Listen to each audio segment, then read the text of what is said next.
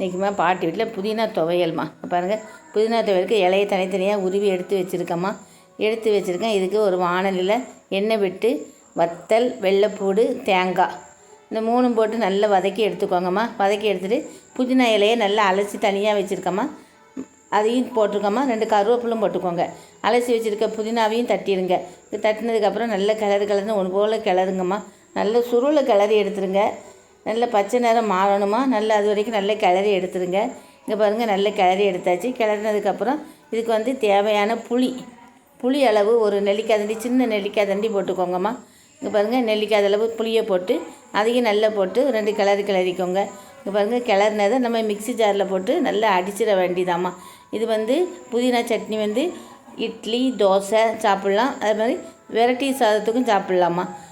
தயிர் சாதம், தக்காளி சாதம், லெமன் சாதம் இதுகளுக்கும் தொட்டுக்கலாமா. இது நல்ல சேமிக்கக்கூடிய துவையல்மா. மக்களே சப்ஸ்கிரைப் பண்ணுங்கள், லைக் பண்ணுங்கம்மா.